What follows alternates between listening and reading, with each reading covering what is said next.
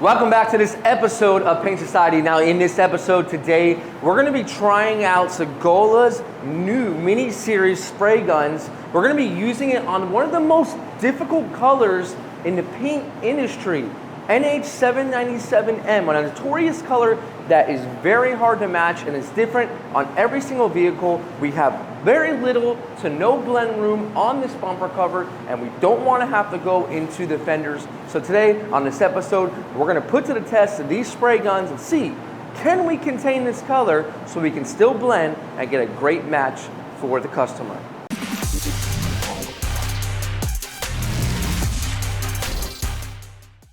And thanks for joining me on this episode. Now, if you are a painter, I know once in your life you have at least encountered this particular color, whether it's a bumper, a fender, or any part of the car. I'm sure it's given you some sort of issues. The reason being is this particular color has so many variances from the factory. We have around 7 variances of our own, and some systems can have up to 15 to 20 different variances just for one color alone. So what does that leave us to do? Well, in all cases, we're gonna have to try to blend our color, meaning in this area over here, we have our color that matches the fender. But right here, obviously, we have some primer that needs to be covered. Now, we're gonna try to use our spray guns in this video to cover our primer, but still leave a little area here that is unpainted. Something very difficult to do with a full-size spray gun. But can these Sagola detailed guns really get the job done? Let's find out. And in this spray gun kit, this is gonna have everything you're gonna need. Let's say you're a mobile guy and you're doing spot-ins. This is the particular kit that you're going to need. Now, we don't have any spot-ins at the moment, so we're going to be using it for a different scenario that we can use in my body shop here, and that is doing that small blending. So it's going to come with a base and a clear coat gun, and what will really be the big difference is in the air cap. So the aqua air cap, that can be used for water and solvent as well. And then we have our HVLP air cap as well. That's another option that the kit does bring, as well as the mini EPA air cap. Now I'm going to be using this one for clear coat, and I really want to see how well does it atomize. Now both of these guns do bring the 1.0 fluid tip, but you can conveniently change it out with a 1.2 as well, and that is what I think I will be doing with the clear coat portion. For the base coat, I'm going to leave the 1.0 in, really truly because I want to minimize the amount of overspray. Now each kit does come with its own regulator, and it is good to go. And you also have the option as well, it comes with the cup system if you are not going to be using any sort of PPS adapters. And that coupled along as well with the fluid tip needles in case you want to change up the actual fluid tip. You'll be able to have the appropriate needle as well for your spray gun. Now at this point, we're going to go ahead and head into the booth and start spraying down that base coat. And let's see, can it really minimize the amount of overspray so that we can do our base coat blend? And I'm lightly triggering it. I'm not full triggering it. I'm barely triggering it. We just want to mildly cover this up. This is going to be our main problem. Everything else is going to be fine.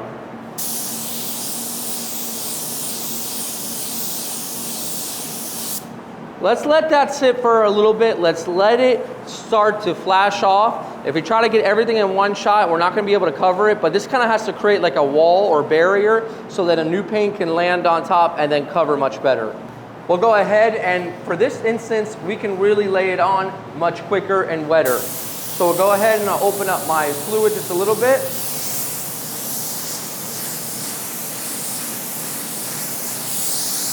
And I'll start to cover all of my primer areas. Now, when I'm using it just like this, it's no different than a full-size gun.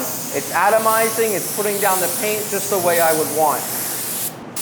And that is something that I look for in a minigun. Does it work and atomize like a full-size gun, but at the same compactness of a smaller gun? Over in this area, no problem because it lines up with the grill and not a painted surface on the vehicle. And we're going to take our color a little bit further here, and we'll recoat this whole area as well. And down in this area, it's not a problem because we have plenty of blend area. So we're looking good so far. Back over to our original area, you can see that this is flashed off pretty well. So now when we hit it up with our second coat, we should have pretty good coverage.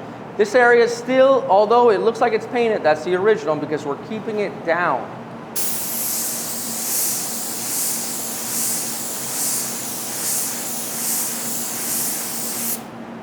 Now it might look like I'm putting a whole bunch of coats on, but I'm lightly, once again, triggering this. So I'm not going full trigger, just about a quarter of the way. So not a lot of paint is coming out. What you have is a lot of air coming out, more air than paint, and it's drying the paint, and that's what we want. We don't want too much of a buildup in this area. Once more, we're gonna allow this to flash a good 5 minutes, and we'll come back and we'll hit it up. Now let's hit up the rest of our spots. The one thing I like about miniguns is the amount of control that you can have. With a bigger, larger gun, the paint just goes everywhere, but this you can really control where you want the paint to go. And when you're doing tight blends or anything in that field, whether you're painting cars in a parking lot or in your backyard or even at home, this is the type of gun that's going to be a little bit better on your compressor. It's not going to strive it for air, and that's what a lot of the guys are really looking for. So business as usual in our areas that don't matter as much, we'll just apply on the paint. We'll cover our area up here. We'll take it almost to the edge. We don't want to go right where the bumper is because remember, even though this is the same color code, it will never match if we do full coverage. And we're going to bring it back here for the final time, and it's all dry. So now what we're going to do is we can kind of going like this a little bit. And sometimes what that can do is create little streaks or patchiness or unevenness. So what we're going to do is open up our fan all the way and our fluid all the way. And we're going to increase our pressure by just maybe a little bit because I want a little bit more air. I don't want too much fluid because too much fluid is going to cover. But I basically want to give a nice even pass to this area so it doesn't look mottled. And that's going to look something just like this. I got about 8 inches of distance, and I'm gonna keep it right below that, and then I'm gonna, you know what? Walk away, it's covered, it's looking good, we don't need to mess with it anymore. We'll just go ahead and finish up our other areas, and then we're gonna dive into the clear coat portion, and I'm gonna show you how we're gonna change the other gun so that we can make it spray the way we want to, just like a full-size spray gun.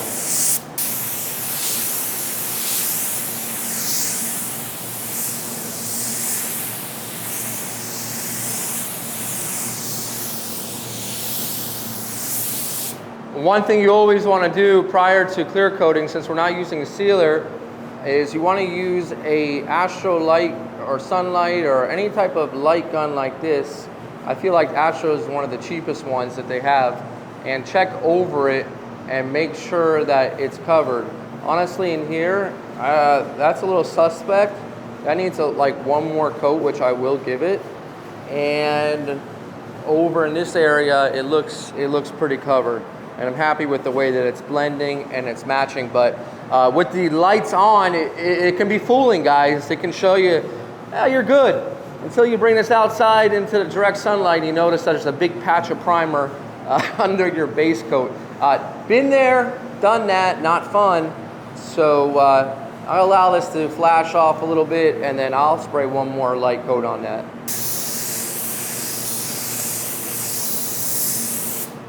Now we're all done with our base coat. One thing I like about the kit is it comes with the 2 spray guns, so we can go ahead and move on to our clear coat portion. And I've already put the regulator on. Now one thing I'm going to do is I'm going to be changing the fluid tip. Since we are in a spray booth, we can go ahead and use that 1.2, put the clear on a little bit quicker. If we were doing any sort of blending or burning in, I would definitely have used the 1.0 fluid tip. I would have kept it on. So comes the wrench to take it right off. We're gonna go reach for our 1.2. And you always want to put your fluid tip on first before the needle. Otherwise, you can crush the needle. Not a lot of guys know that. Tighten it up. We'll change over to the 1.2 fluid tip. And this is a 1213, so you can use that with a 1.2 or a 1.3 as well. I'm gonna reach for the mini air cap, the mini EPA air cap. We're gonna see how well this atomizes. And to put back our fluid adjustment knob, we'll put it on, screw it on, pull the trigger, turn this until it stops. We're set it wide open right now. We're good to go for clear coat. And we're loaded up with clear coat. Let's see how well this 1.2 really performs. Will it perform just like a regular spray gun, atomize that clear, or will we have to do much more passes in order to get it to be smooth? Let's find out right now.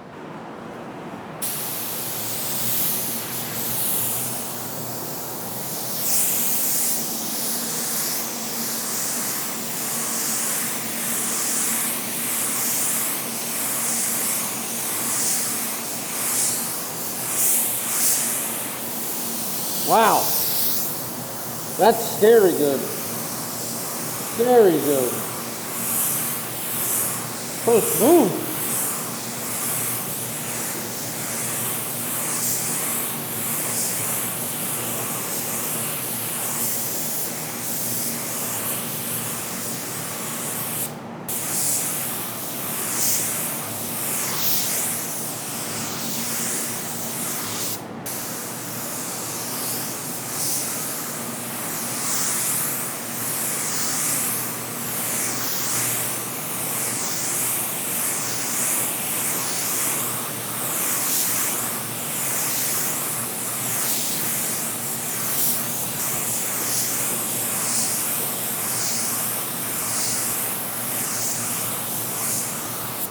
Just after that first coat, I'm really surprised the way it atomized. You know, for a spray gun that does not require as much air pressure, it puts the paint on the panel completely smooth. I mean, this has a very, very smooth OEM feel, and it was not a type of finish that I had to work for. You guys saw it right on video. We sprayed it down. This is one coat. I mean, really, this looks like two coats, but I'm gonna get you a closer look, and we're gonna put on that second coat now. We allow about 10 minutes for it to flash off. Let's go ahead and lay that down.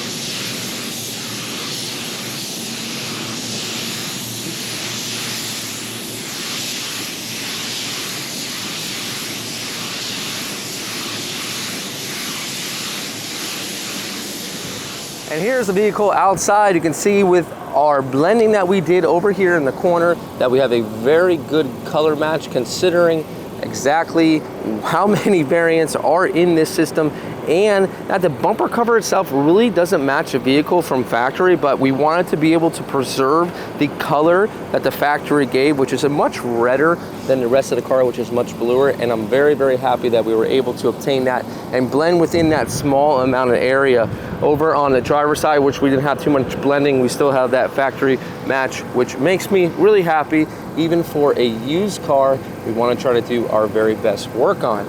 So where does that leave us as far as the Sagola mini kit? Well, the way it was developed, we really haven't given it a fair chance yet to see how well it performs. This gun was mainly developed for those spot-ins, those burn-ins, those type of small repairs that you would see more on those used cars, and that is all a part of the paint society as well. As far as how we used it today, it worked to perfection, and if we were using a full-size gun, for sure we would not been able to contain that blend. Now, as far as the price tag, it's going to be a little bit higher than you might want to put on a spray gun. So if you're a do-it-yourselfer at home, think if this is going to be your forever gun or your gun for the long run, because it can be a gun that is going to last a good while for the lifetime of however long you're painting, but you have to be able to accept the price range that comes with a quality gun. So see if that's for you. If you're a professional, yeah, you want to have the tools to back you up in order to get the job done each and every time. And